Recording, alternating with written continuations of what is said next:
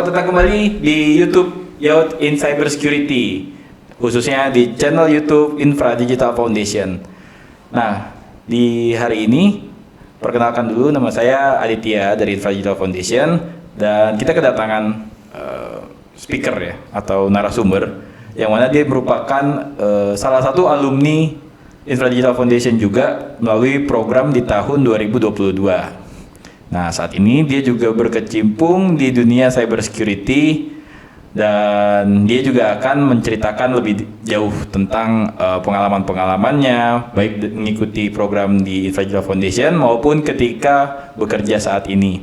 Oke, tanpa berlama-lama kita akan perkenalkan teman kita yaitu Kevin. Iya, baik. Selamat datang Kevin di YouTube Youth in Cybersecurity. Terima kasih Mas. Nah, aku mau ngobrol-ngobrol nih sama Kevin sekarang. Siap Mas.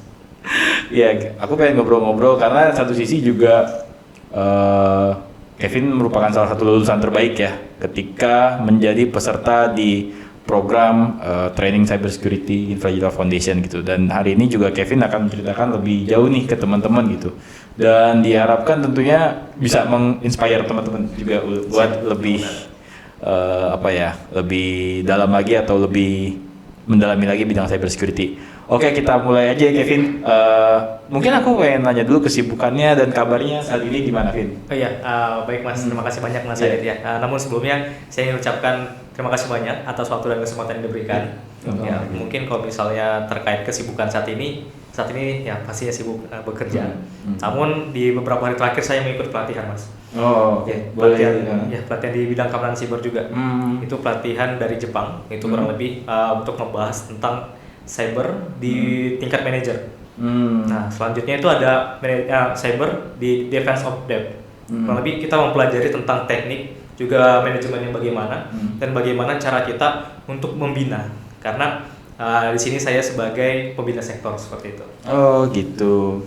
Oke, jadi kurang lebih kabar Kevin saat ini sedang mengikuti training juga ya? Iya, benar Mas. Dia sudah disebutkan juga. Nah, ya jadi Kevin kan dulu udah ikut training, terus sekarang ikut training lagi. Kenapa sih emang pengennya ikut training lagi Siap, gitu? Emang nggak capek Kevin? Oke, mungkin kalau misalnya dibilang capek, pasti ada titik-titik tertentu yang bisa mencapai sampai mungkin kita sampai titik terendah, bahkan sampai kita rela menghabiskan waktu untuk mengupgrade diri. Karena saya masih muda, karena saya fokus untuk mengupgrade diri, meningkatkan kompetensi untuk menjadi lebih baik lagi. Sehingga nantinya pada saat nanti saya sudah mature atau sudah matang, saya bisa jauh lebih siap untuk menghadapi tantangan yang ada seperti itu Mas. Namun tujuan awal saya itu adalah untuk meningkatkan kompetensi pada diri saya sendiri sehingga meningkatkan keasana diri. Oh iya, mantep lah ya. Jadi ya sebenarnya kalau aku tangkap adalah jangan berpuas diri, betul nggak? Benar, betul sekali. Jadi selama ada kesempatan baik itu training ataupun kesempatan-kesempatan lainnya ya kita coba aja gitu kan. Ya, benar. Nah, oke, lanjut ya. Aku pengen nanya dong ke Kevin. Siap. Untuk background pendidikan Kevin kira-kira apa nih? Apakah memang linear atau sejalan dengan cybersecurity saat ini gitu atau justru dari jurusan yang berbeda? Mungkin boleh dibantu Kevin. Oke, baik Mas. Kalau misalnya background pendidikan saya dari Politeknik Siber dan Sandi Negara. Itu merupakan perguruan tinggi kedinasan di bawah naungan Badan Siber dan Sandi Negara Mas. Nah, kurang lebihnya kalau misalnya disampaikan sejalan atau tidak dengan keamanan siber tentunya sangat sejalan. Karena di Politeknik Siber Sandi Negara kita ada 2 jurusan. Pertama sekali ada jurusan kriptografi, itu untuk mempelajari tentang persandian, mungkin lebih mengarah ke enkripsi, dekripsi dan juga ke kriptografi lainnya. Lalu selanjutnya kita ada jurusan keamanan siber. Nah, dan itu saya masuk dalam jurusan keamanan siber. Dan juga sehari-hari bahkan sampai dengan saat ini saya juga aktif untuk di bidang keamanan siber Mas, baik itu dari segi pekerjaan, baik itu dari segi pelatihan, baik itu dari segi mungkin segi apapun saya sangat erat dengan keamanan siber seperti itu pasti Mas. Sih. Karena itu memang sudah terfokus ke memang ke keamanan cyber gitu kan ya. Iya, siap Mas. Oke Kevin, tapi aku pengen tahu sih kayak kenapa sih Kevin milih PSSN gitu ya kan? Di mana itu merupakan sekolah kedinasan gitu. Kan banyak yang milih ke jalur umum ya mungkin. Tapi kenapa Kevin milih PSSN? Iya, mungkin kenapa sih saya memilih Politeknik Siber Sandi Negara ini mungkin pertanyaan yang sama Mas. Oke. Pertanyaan sama ketika saya masuk ke Politeknik Siber dan Sandi Negara. Nah, jadi alasan saya itu dulu ada sebuah insiden Mas. Jadi pada saat saya SMA, saya mengalami insiden, khususnya di orang tua saya. Ada insiden di mana akun orang tua saya, sosial medianya diretas. Oh gitu. Nah setelah diretas, jadi kurang lebih saya kan kurang tahu tuh. Mungkin mengenal hacking itu dari mana, itu mulai dari yang tadi, ada yang kejadian tadi. Nah jadi orang tua saya, di mana akunnya dipakai oleh orang yang tidak bertanggung jawab, terus dimintai uang. Seperti itu. Jadi kurang lebih menggunakan nama orang tua saya untuk minta uang ke saudara-saudara saya. Dan itu korbannya ada 3 dan semuanya memberikan uang tersebut. Seperti itu. Nah, kurang lebih yang di sini kan satu yang dirugikan adalah nama baik orang tua saya. Betul. Yang kedua adalah ini masuk dalam ranah finansial juga. Iya. Nah, sehingga kalau misalnya kita bilang finansial mungkin sangat riskan dan juga sangat sensitif. Dan yang ketiga itu lebih masuk ke dalam jalur hukum. Nah, sehingga itu membuat saya termotivasi untuk mempelajari bidang ini. Nah, jadi Mas, ini cerita menariknya. Dulu kan saya belum tahu nih tentang keamanan siber dan lain-lain, apa itu hacking, apa itu hacker. Mungkin pada saat zaman tersebut, itu nggak salah pada tahun 2018-2019, itu untuk bidang keamanan siber masih kurang ya Mas ya? Iya, betul. Sangat kurang, jadi orang-orang masih nggak tahu, misalnya akunnya dihack, ya dibiarin aja gitu ya, terus ganti akun yang baru.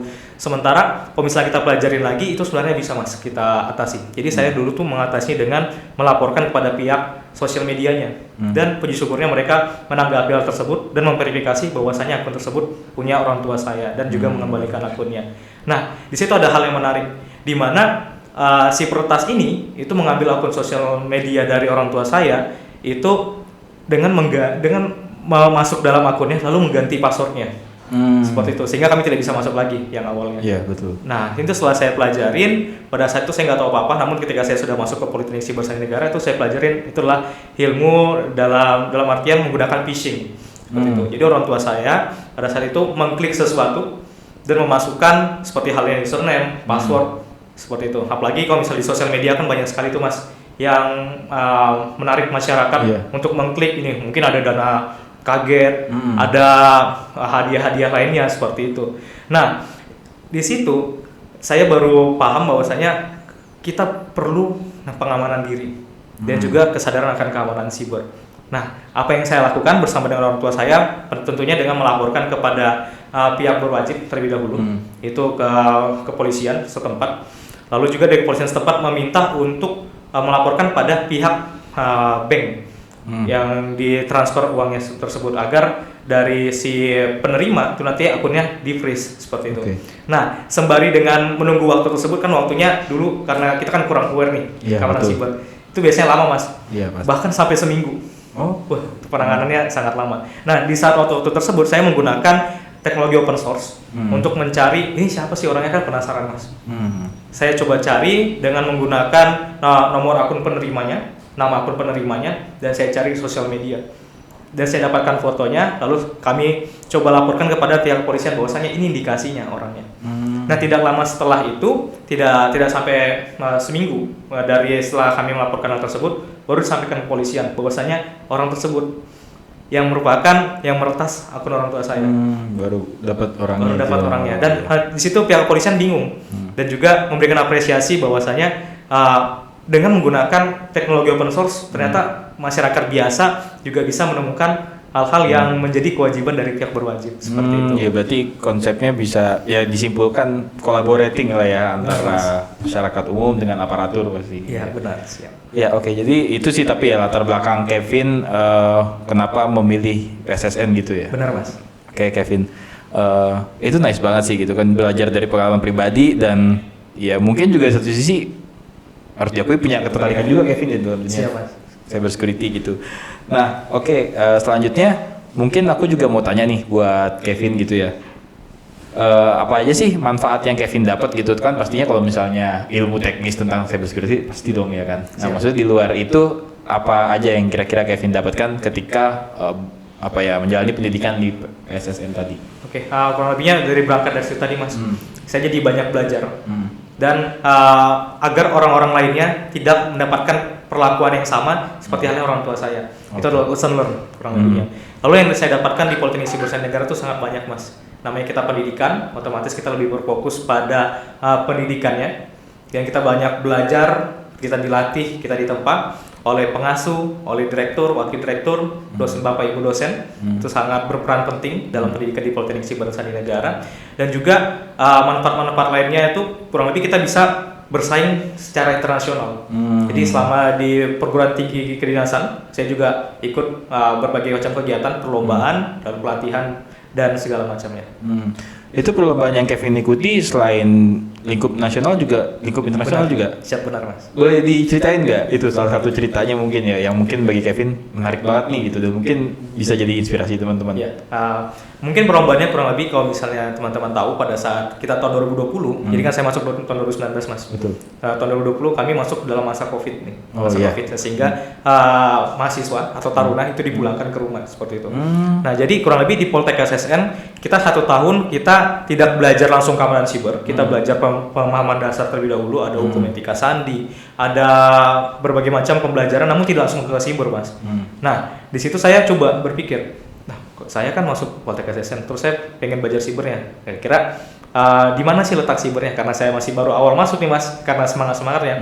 Saya belajar tuh, saya coba cari di internet perkembangan teknologi saat ini yang akan digunakan seperti apa. Ternyata ada 5 terbaik teknologi yang pada saat itu, pada tahun tersebut, yang sangat digemari oleh masyarakat. Pertama adalah cyber security, kedua adalah cloud computing, yang ketiga adalah machine learning, keempat adalah artificial intelligence, yang kelima adalah data science. Seperti itu. Nah, terus saya pelajari, kalau misalnya saya belum dapat pembelajaran di bidang keamanan siber, saya belajar di bidang cloud computing. Nah, di situ beberapa perlombaannya seperti halnya untuk cloud computing, ada Cloud Run, itu diselenggarakan oleh Google, dan juga ada berbagai macam lomba untuk di bidang infrastruktur, itu cloud computing. Nah, kalau misalnya di keamanan siber, saya ikut Hacker Health. Itu di bidang keamanan siber secara global, itu dari SC Council. Puji syukur dapat peringkat 1 untuk lomba CTF-nya. Seperti itu Mas. Lalu selanjutnya berlanjut lagi di tingkat 2, tingkat 3, tingkat 4, saya ikut program namanya Bug Bounty. Bug Bounty. Yes, Bug Bounty. Kurang lebih ikut di program Backrot, HackerOne, ada ikut Integrity juga, seperti itu. Puji syukurnya saya baru mencoba selama 1 minggu, itu dapat kerentanan yang kritikal. Dan itu menurut saya sebagai salah satu pemacu saya juga untuk di bidang ini. Jadi membuat saya semangat, karena awalnya kan kita keamanan siber mainnya CTF aja Mas. Iya. Nah, rupanya ada di atas itu lagi loh, ada bug bounty gitu loh. Iya, Nah, di bug bounty itu di Backrot itu dapat kerentanan kritikal. Untuk sekarang ini mungkin udah sekitar kalau nggak salah 60-an laporan sudah saya buat, yang dimana kerentanan kritikalnya sebanyak 20 lebih. Dan kerentanan kritikal itu masuk dalam range bisa sampai $1 ke atas. Seperti itu. Nah, tidak lama setelah itu saya diberikan mandat, diberikan anugerah dari Backrot itu sebagai most valuable person, MVP di Backrot, yang dimana itu hanya bisa didapatkan oleh orang-orang tertentu dan mungkin sebanyak 5 atau sampai 10 orang di seluruh dunia. Seperti itu yang Backrot. Ya itu yang terakhir sih amazing lah ya. Buat teman-teman, semoga teman-teman juga ketika mendengar tadi bisa menginspirasi teman-teman tentunya ya, karena ya aku juga pengen tahu sih kayak kenapa sih Kevin kayak mungkin bahasanya tertarik gitu buat mengikuti berbagai entah kompetisi ataupun bug bounty, CTF dan sebagainya begitu. Apa yang memotivasi Kevin? Motivasi sendiri yang dari Mas. Saya itu ingin agar orang lain tidak merasakan yang sama dengan yang orang tua saya rasakan, seperti itu awalnya. Yang dimana ketika kita merasakan tersebut pastinya panik Mas. Betul. Panik, kita tidak tahu arahnya gimana, kita tidak tahu melaporkan ke siapa pada saat itu karena kita kurang pemahaman di bidang tersebut dan juga kurang adanya cyber awareness pada tahun tersebut. Nah, yang motivasi saya selanjutnya itu adalah ketika saya mencoba untuk melakukan bug hunting, itu otomatis kita juga membantu dari pihak penyelenggara untuk lebih mengamankan sistemnya. Selain membantu dari pihak penyelenggara mengamankan sistemnya, saya juga membuat review bagaimana proof of concept-nya, dan itu saya selalu belajar Mas. Saya selalu belajar, berdiskusi dengan rekan-rekan lainnya sesama bug hunter juga. Oh, nanti caranya seperti ini, sehingga saya bisa lebih improve lagi. Seperti itu. Nah, kurang lebihnya ketika nanti saya sudah matang, sudah mature, saya jauh lebih siap untuk menghadapi. Ketika saya mendapatkan kasus, misalnya ada web defacement, saya lebih paham bagaimana sih si hacker itu berpikir, bagaimana sih si hacker itu bisa melakukan web defacement. Karena sebelumnya saya juga sudah tahu gimana caranya web development tersebut dengan perkembangan saat ini. Apalagi saat ini kan perkembangan keamanan siber sudah sangat masif ya Mas ya. Betul. Di mana penggunaan ransomware as a service. Di mana ransomware as a service itu mungkin baik ketika itu bisa digunakan secara baik seperti itu. Namun apabila disalahgunakan itu jauh lebih buruk seperti itu Mas. Iya Kevin. Nice insight sih sebenarnya tadi juga buat aku ya sama buat teman-teman juga gitu.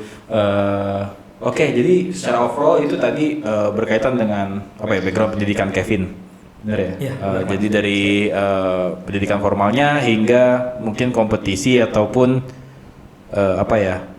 ya semacam perlombaan lah ya yang Kevin ikuti dan juga penghargaan yang Kevin dapatkan selama menjalani masa-masa tersebut gitu.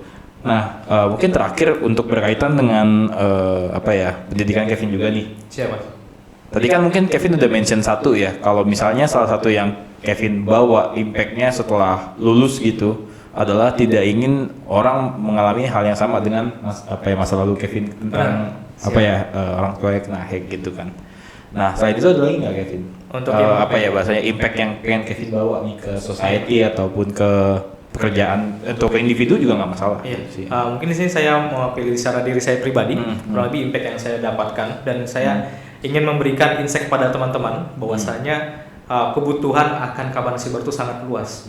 Dan saya rasa dan saya yakin dan percaya bahwasanya Infra Digital Foundation juga mendukung program tersebut Mas. Di mana kita membutuhkan talenta-talenta digital yang juga siap untuk menghadapi pasar global.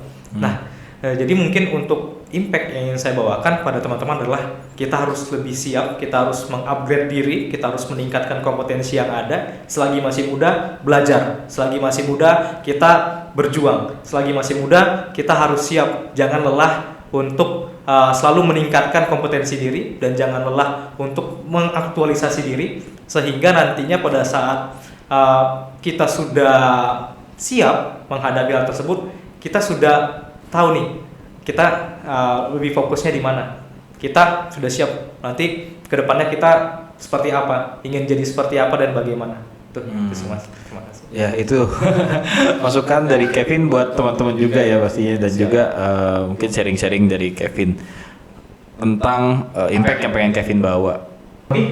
Dari ransomware as a service ini, kalau apabila jatuh di tangan yang salah itu akan bersifat ofensif sehingga hal tersebut menjadi bersifat merusak dan juga dapat mengakibatkan adanya celah dari keamanan siber, terutama di confidentiality, ada integrity dan juga availability seperti itu Mas.